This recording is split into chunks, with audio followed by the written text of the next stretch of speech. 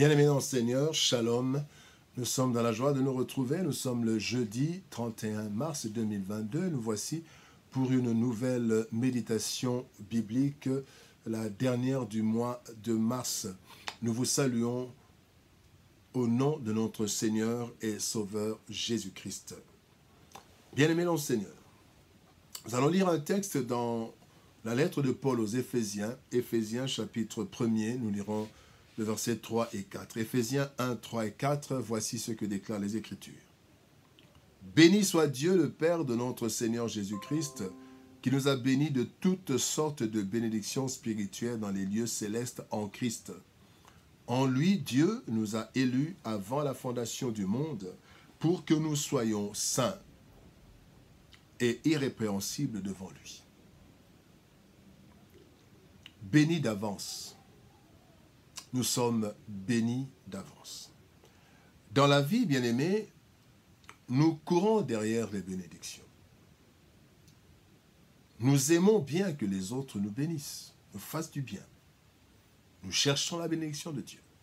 En fait, il y a 3 sources de bénédiction. Il y a Dieu, il y a aussi les hommes, il y a le diable, malheureusement. Voilà pourquoi la Bible nous dit « C'est la bénédiction de l'Éternel qui enrichit. Elle se fait suivre d'aucun chagrin. » Les autres bénédictions, bien-aimés, bénissent, enrichissent peut-être, mais aussi appauvrissent, car il y a des conséquences.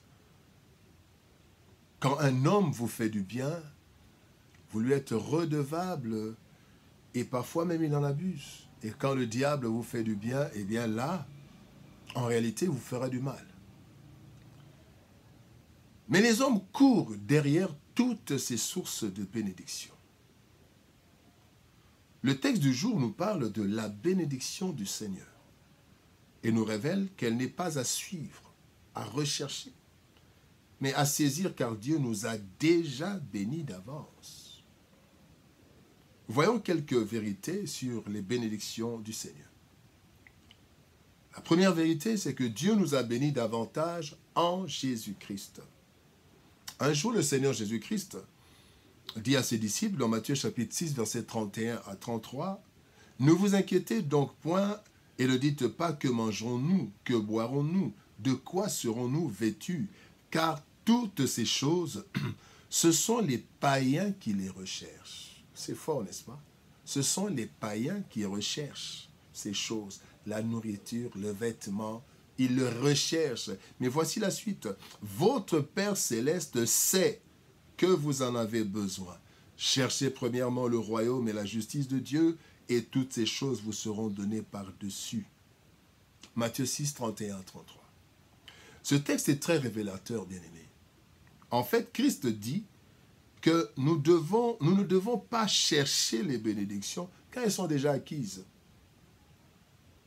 1. Dieu connaît déjà nos besoins.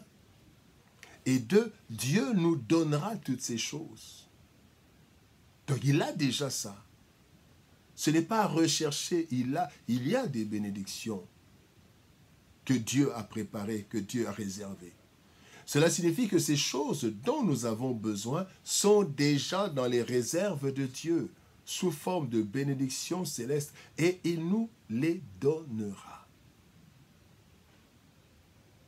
C'est comme l'enfant d'un homme riche, qui n'a pas besoin de rechercher des frais scolaires. Il n'a pas besoin de rechercher l'argent pour la nourriture, pour les habits, non.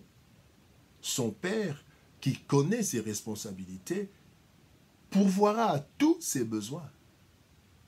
Il y en a même qui ouvrent des comptes pour les enfants, alors que les enfants ne sont pas encore à cet âge, mais ils ouvrent déjà un compte pour l'avenir des enfants. Voilà, si des hommes qui ont des possibilités peuvent faire ça, eh bien Dieu, qui a tout, a déjà fait. D'ailleurs, ses réserves sont illimitées.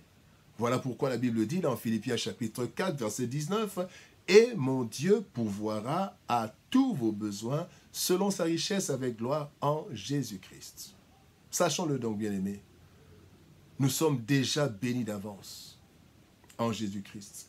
qui a payé le prix à Golgotha. Devenir chrétien nous fait entrer dans les rangs des bénéficiaires de toute forme de bénédiction divine. Deuxième vérité, nos bénédictions sont en sécurité. Matthieu 6, 20 dit « Amassez-vous des trésors dans le ciel où la teigne et la rouille ne détruisent point et où les voleurs ne percent ni ne dérobent. » Non seulement nous sommes bénis d'avance, mais mieux encore, ces bénédictions sont gardées pour nous dans un système de sécurité, dans un lieu hautement sécurisé, les lieux célestes. Cette révélation, bien-aimés, nous fait prendre conscience de plusieurs vérités. D'abord, nos bénédictions ne peuvent pas être volées. 2, chaque bénédiction gardée sera livrée au temps convenable. Et enfin, chacun de nous a son compte de bénédictions spirituelles et qui vont devenir aussi matérielles, psychologiques, sentimentales. Et toutes ces bénédictions, bien-aimés, sont déjà en réserve. Cela, bien-aimés, cet état de choses doit nous apaiser. Ce qui est à moi restera à moi, à moins que je ne le livre moi-même quand on me l'a donné, par erreur ou par péché. Dieu réserve même des bénédictions dont j'aurai besoin dans 10 ans, dans 20 ans, dans 30 ans. Il a une réserve hautement sécurisée avec les bénédictions de ses enfants. On peut freiner mes bénédictions, mais pas les voler, car elles sont en sécurité dans les lieux célestes. Troisième vérité, nous devons saisir nos bénédictions. Nous devons les saisir. Et là, comme nous le disions dans la deuxième vérité, même si on me volait certaines bénédictions déjà données, il y a la réserve. Joël chapitre 2, verset 25 nous dit « Je remplacerai les années qu'ont dévoré la sauterelle, le gélec, le asile et le gazam, ma grande armée que j'avais envoyée pour vous. » Bien-aimés, nos biens sont en sécurité. Et comment les saisir? 3 choses. Comment nous saisissons les bénédictions qui sont déjà réservées? D'abord, en faisant la volonté de Dieu. Matthieu 6, 33 dit « Cherchez premièrement le royaume et la justice de Dieu, et toutes ces choses vous seront données par-dessus tout. » La volonté de Dieu, c'est sa justice, c'est son royaume.